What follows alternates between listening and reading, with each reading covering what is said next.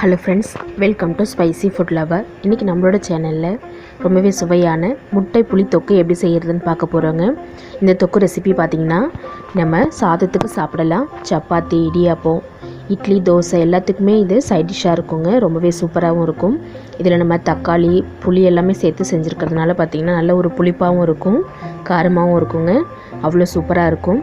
வாங்க இந்த முட்டை புளி தொக்கை எப்படி செய்யலான்னு பார்க்கலாம். ஃபஸ்ட் நம்ம இதுக்கு மசாலா அரைச்சிக்கலாங்க. தக்காளி பார்த்திங்கன்னா 5 தக்காளி பழம் எடுத்து நறுக்கி வச்சுருக்கேன். இதை நம்ம ஒரு மிக்ஸி ஜாரில் சேர்த்துட்டு தண்ணி எதுவும் சேர்க்காமல் தக்காளி நல்ல பேஸ்ட்டாக அரைச்சி எடுத்துக்கலாங்க. நல்லா நைஸாக அரைச்சிக்கங்க. அரைச்சி தக்காளி விழுதை நம்ம ஒரு சின்ன பவுலில் மாற்றிக்கலாம். அடுத்ததாக பார்த்திங்கன்னா தொக்குக்கு தேவையான ஆனியனுங்க. பெரிய வெங்காயம் பார்த்திங்கன்னா ஒரு 3 எடுத்துருக்கேன். நீல வாக்கில் கட் பண்ணியிருக்கேன். இதையுமே நம்ம ஒரு மிக்ஸி ஜாரில் சேர்த்துட்டு நல்லா நைஸாக தண்ணி எதுவுமே சேர்க்காமல் அரைச்சி எடுத்துக்கலாங்க. நம்ம தொக்குக்கு சின்ன வெங்காயம் சேர்த்து செய்வோம். அரைச்சி ஊற்றுறதுக்கு பெரிய வெங்காயம் எடுத்துருக்கேன். தொக்கு பார்த்திங்கன்னா நல்லா கெட்டியாக வரணும், அப்போ தாங்க டேஸ்ட் நல்லாயிருக்கும். அரைச்ச ஆனியன் விழுதையும் எடுத்து வச்சுக்கலாம். அடுத்ததாக புளி பார்த்திங்கன்னா நல்லா நெல்லிக்காய் அளவு எடுத்துருக்கேன். இதில் தேவையான அளவு நம்ம தண்ணி சேர்த்து ஊற வச்சுக்கலாம்.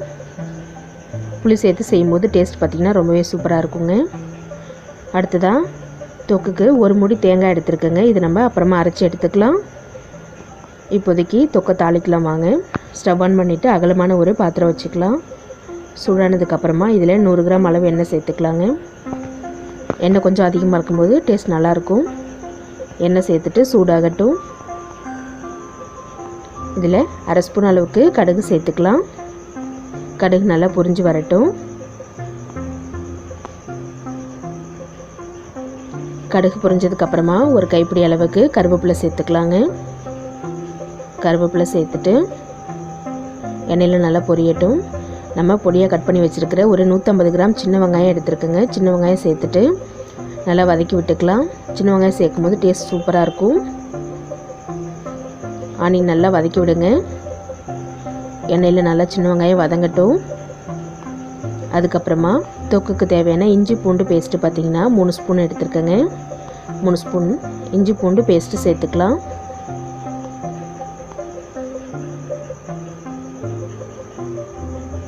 இஞ்சி பூண்டு பேஸ்ட்டு சேர்த்துட்டு அதுக்கப்புறமா நம்ம அரைச்சி வச்சுருக்கிற பெரிய வெங்காய பேஸ்ட்டு சேர்த்துக்கலாம். வெங்காய விழுதியும் சேர்த்துக்குங்க. வெங்காயத்தில் தண்ணி ஊற்றி அரைக்கக்கூடாதுங்க. அடுத்ததாக நம்ம அரைச்சி வச்சுருக்கிற தக்காளி விழுதியும் சேர்த்துக்கலாம். 3 சேர்த்துட்டு நல்லா மிக்ஸ் பண்ணி விடுங்க.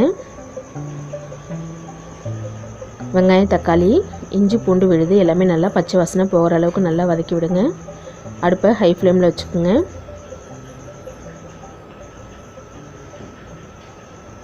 நல்லா மிக்ஸ் பண்ணிவிட்டு இப்போ தொக்குக்கு தேவையான அளவு மஞ்சள் தூள் சேர்த்துக்கலாம். 1/4 டீஸ்பூன் அளவு மஞ்சள் தூள். அதுக்கப்புறமா ரெட் சில்லி பவுடர் 1/2 ஸ்பூன் சேர்த்துக்கலாங்க. காரத்துக்கு ரெட் சில்லி பவுடர் 1/2 ஸ்பூன் சேர்த்துக்கிறேன். சேர்த்துட்டு நல்லா மிக்ஸ் பண்ணி விடுங்க. சில்லி பவுடர் சேர்த்துக்கணும் பாருங்கள், நல்ல ஒரு கலர் கொடுக்கும். நல்லா மிக்ஸ் பண்ணி விட்டுட்டு இந்த கிரேவியை ஒரு 5 நிமிஷம் நல்லா நம்ம கொதிக்க விட்டுடலாங்க. அப்போ தான் தக்காளியோட பச்சை வாசனைலாம் நல்லா சுத்தமாக போயிடும். அதுக்குள்ளே நம்ம தொக்குக்கு தேவையான தேங்காவும் 1/2 ஸ்பூன் சோம்பு சேர்த்து அரைச்சி எடுத்துக்கலாம். பாருங்கள், நம்மளுடைய வெங்காயம் தக்காளி பேஸ்ட் எல்லாமே நல்லா திக் கிரேவி மாதிரி ஆயிடுச்சு. இந்த ஸ்டேஜில் நம்ம புளி ஊற வச்ச அந்த கரைசலை நல்லா கரைச்சி எடுத்துக்கலாம். இதில் நம்ம கரைச்ச புளி தண்ணியை சேர்த்துக்கலாம். புளி தண்ணி சேர்த்துட்டு குழம்புக்கு தேவையான மிளகாய் தூளுங்க. தொக்குக்கு 4 ஸ்பூன் மிளகாய் தூள் எடுத்திருக்கேன். இது காரம் இருக்காது. ஏற்கனவே நம்ம 1/2 ஸ்பூன் அளவு சில்லி பவுடர் சேர்த்துருக்கோம். இந்த குழம்பு பொடியும் சேர்த்துட்டு நல்லா மிக்ஸ் பண்ணி விடுங்க. பாருங்கள், நல்ல ஒரு திக்கான பேஸ்ட்டாக இருக்குது பாருங்கள், கிரேவியாட்டும். நல்லா மிக்ஸ் பண்ணி விட்டுட்டு அடுத்ததான் தண்ணி 1/2 லிட்டர் அளவு சேர்த்துக்கலாங்க. தண்ணி அதிகமாக சேர்க்கணுன்னு அவசியம் இல்லை. தண்ணி சேர்த்துட்டு நல்லா ஒரு தடவை மிக்ஸ் பண்ணி விட்டுக்கலாம். நம்மளுக்கு தொக்கு நல்லா கெட்டியாக வரணும். இந்த அளவு கொதித்து வரும்போது பார்த்திங்கன்னா நல்லா கெட்டியாக வந்துடுங்க. இப்போ தொக்குக்கு தேவையான அளவு நம்ம உப்பு சேர்த்துக்கலாம். ஏற்கனவே நம்ம 1/2 ஸ்பூன் அளவு உப்பு சேர்த்துருக்கோங்க. அதனால் உப்பு பார்த்துட்டு செக் பண்ணிவிட்டு சேர்த்துக்கோங்க.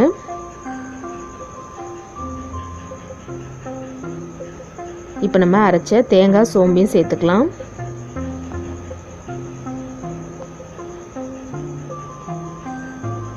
தேங்காய் சேர்த்துட்டு நல்லா ஒரு தடவை மிக்ஸ் பண்ணி விட்டுருங்க. தேங்காய் நல்லா பாலோடு சேர்க்கும்போது பார்த்திங்கன்னா நல்லா டேஸ்ட் இருக்குங்க. நல்லா கொதிச்சிட்ருக்கு.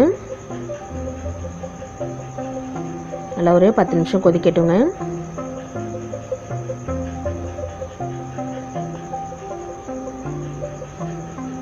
பாருங்கள், தொக்கு நல்லா கொதிச்சு ரெடி ஆகிடுச்சு. இந்த ஸ்டேஜில் நம்ம முட்டையை சேர்த்துக்கலாம். ஒரு முட்டையை உடைச்சிட்டு சேர்த்துக்கோங்க. இன்றைக்கி 10 முட்டை எடுத்துருக்கேங்க நான். நம்மளுக்கு எவ்வளோ முட்டை தேவையோ அடுப்பை மீடியம் ஃப்ளேமில் வச்சுட்டு ஒரு முட்டையாக சேர்த்துக்கலாம். முட்டை சேர்த்ததுக்கப்புறமா மூடி விட்டுட்டு மீடியம் ஃப்ளேமில் வச்சு ஒரு 5 நிமிஷம் மூடி விட்டுட்டோன்னா முட்டை நல்லா வெந்துருங்க. புளி சேர்த்ததுனால பார்த்திங்கன்னா அந்த புளியோட ஃப்ளேவர், தக்காளியோட ஃப்ளேவர்லாம் முட்டையில் இறங்கி ரொம்பவே சூப்பராக இருக்கும். முட்டையும் நம்மளுக்கு கொஞ்சம் கூட மசாலாவாக இருக்காது. பாருங்கள், நல்லா முட்டைலாம் கொதிச்சு வெந்துருச்சு. அடுப்பை மீடியம் ஃப்ளேமில் வச்சுட்டு ஒரு 2 நிமிஷம் கொதிக்க விட்டோன்னா இந்த முட்டையோட ஃப்ளேவர் ஃபுல்லாக குழம்புல இந்த தொக்குல இறங்கி சூப்பராக இருக்குங்க. பாருங்கள், நம்ம சேர்த்த முட்டை நல்லா வெந்துருச்சு. ஸ்டவ் ஆஃப் பண்ணிவிடுங்க. அவ்வளோதாங்க, ரொம்பவே சுலபமாக செய்யக்கூடிய முட்டை புளி தொக்கு ரெடி ஆகிடுச்சிங்க. இது நம்ம இடியாப்பத்துக்கும் சாப்பிட்லாம். இட்லி, தோசை, சாதத்துக்கு, சப்பாத்திக்கு எல்லாத்துக்குமே ரொம்பவே சூப்பராக இருக்குங்க டிஷ்ஷு. இந்த ரெசிபியை நீங்கள் வீட்டில் ட்ரை பண்ணி பார்த்துட்டு எனக்கு கமெண்ட் பண்ணுங்கள். இந்த வீடியோ பிடிச்சிருந்ததுன்னா மறக்காமல் நம்மளுடைய ஸ்பைசி ஃபுட் லவர் சேனலை சப்ஸ்கிரைப் பண்ணிவிட்டு பாருங்கள். அப்போ தான் நான் போடுற வீடியோஸ் எல்லாமே உங்களுக்கு உடனுக்குடன் வரும்.